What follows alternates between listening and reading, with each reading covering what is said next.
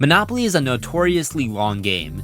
Games can drag on for literal hours, if you're lucky enough to even finish one. They even made an entire version of the game just to make fun of how long games usually last, and I bought it. And though I personally really like Monopoly, a lot, if not most people, don't like it, mostly because of how long it takes. But that gave me an idea. How fast could you finish a game of Monopoly? What if your goal wasn't to win, but just to finish? How long could it possibly take? Well, that's the question I set out to answer. Before we start, let's go over some of the rules of this run and what I'll be doing. For this run, I'm only going to be using 2 players, but I'll be controlling both of them myself for extra challenge. The run starts when the dice are rolled and it ends when someone goes bankrupt. I'll be using all of the normal Monopoly rules with 2 exceptions. 1, I'm banning all trading. For my runs, I'm going to be banning all trading since then one person can't just give all their money away. And also, I think no trading of properties just makes it more interesting and also keeps it pretty simplified. 2, no auction scumming. In Monopoly, if a person lands on a property and doesn't want to buy it, it goes up for auction to all players starting at $1. This is a strategy I will be using, however, I'm limiting the bids to $1 since technically you could go up infinitely until someone just spends all of their money. Those are all the additional rules, so now let's move on to some of the strats I'll be using. When I first thought of this run, I had a pretty solid plan in mind.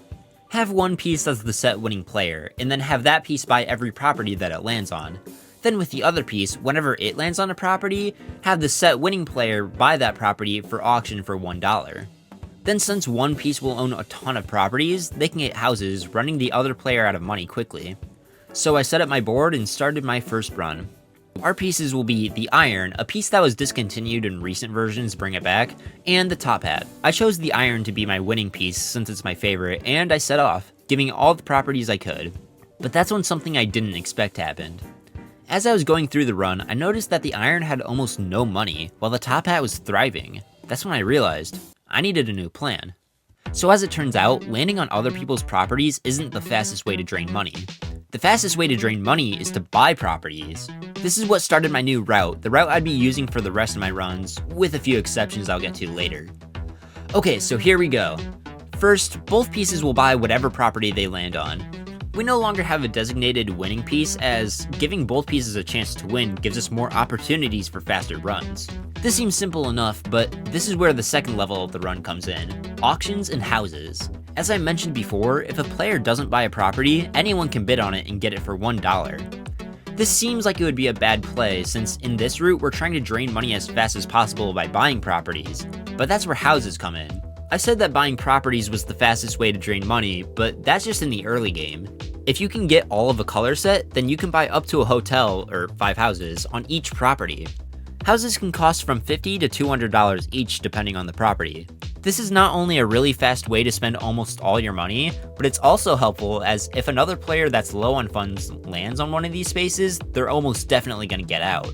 So using auctions can be one of the best ways to get a color set in general, but it is risky since you're losing out on a lot of money spent there, especially if there never ends up being a monopoly gotten. I learned how to kind of avoid this, but we'll get to that later. Next up, we have our win conditions. You can't go bankrupt through just buying things, so our way of bankrupting people will rely on landing on another person's space, income tax, luxury tax, and community chest or chance cards. Some final details: pass and go is bad since it gives you $200, and going to jail is good since it both costs $50 to get out, and it puts us far away from pass and go.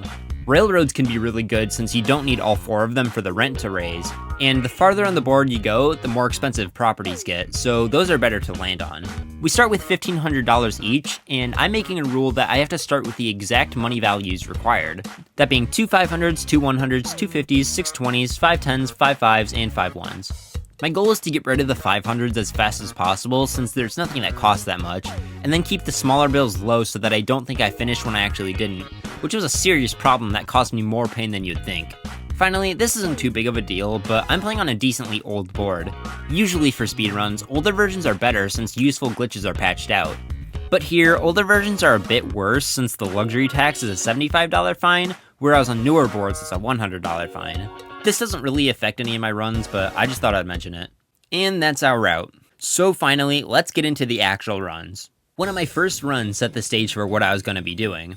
Things started out okay. Iron was buying some properties, some big, some small, and the top hat had a few itself. This went on for a while with nothing too crazy happening. This was before I learned about the house auction strat, so I was kinda just playing normally. At around 5 minutes in, the iron was pretty low on funds. It was to the point where I'd land on properties but couldn't buy them, so now the hope was to land on either one of the taxing spaces or one of the top hats spaces, meaning the run should have been close to being done. But that's when I realized just how much RNG this run was gonna be, because the iron's funds were no longer dropping. At around 9 to 10 minutes, it got to the point where the top hat was poorer than the iron. This wasn't horrible since the iron did have a lot of properties for the hat to land on, but the top hat had gotten the blue color set, the most expensive in the game, but unfortunately didn't have enough money for houses. Finally, after buying even more properties, both pieces didn't have much money left. And finally, at around 12 minutes in, the top hat landed on North Carolina Avenue, which the iron owned and had a rent of $26.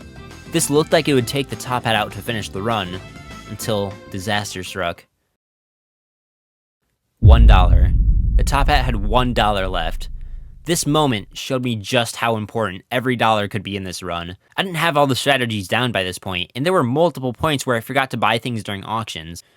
Things that could have brought the top hat down, you guessed it, $1. I was determined to finish this run, so I had to watch as both pieces gained another $200 from Go, while the iron collected $100 from a chance card and then another $100 from community chest. Until finally, after buying Connecticut for $120 and landing on the iron's Indiana Avenue, the top hat went bankrupt and the run was over, clocking in at 14 minutes and 51 seconds. This run gave me a glimpse of how things were gonna go, mostly luck. And me, I was ready to endure it.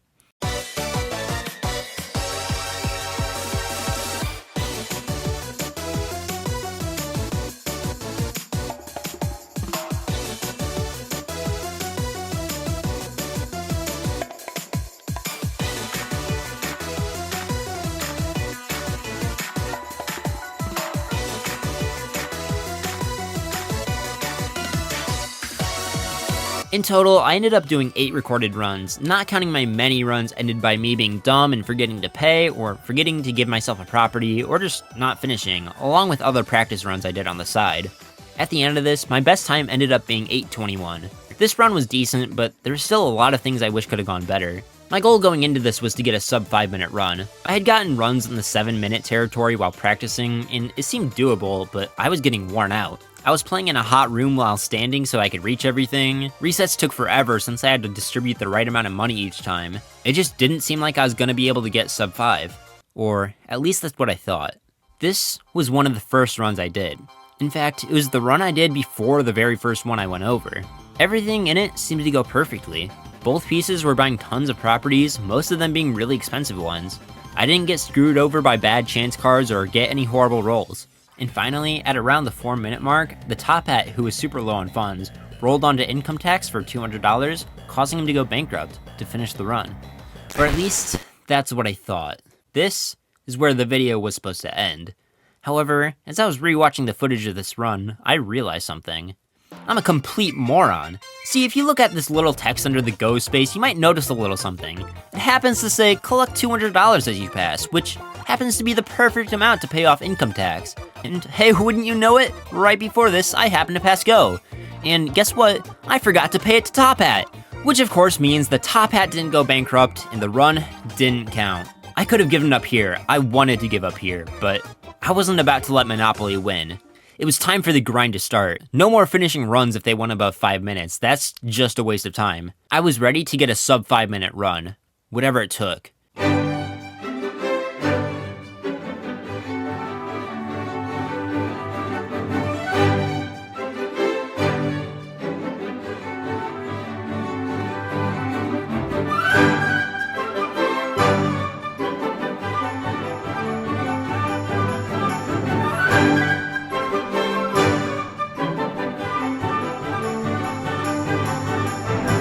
I speedran Monopoly basically every day for multiple hours a day.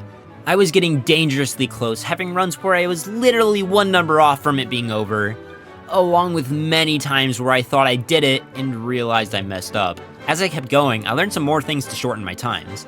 First, the very first rule should always be onto the first railroad. It's an instant property that costs $200, a great way to start. And secondly, I learned that instead of auctioning to try to get a Monopoly for someone after only getting one of the colors, I would only do it if I had two. This took away most of the risk factor for it, since lots of times you would end up with only 2 pieces of the set at the end of the run. I also just had gotten a lot better with managing properties and money in a fast way. If you look at my first run compared to these, it's like I'm a different person. Look at me organizing these properties in my first run, what a time loss. It's no wonder that I started out with 15-minute runs, though to be fair, this is almost entirely luck-based, which I guess explains why it would take so long.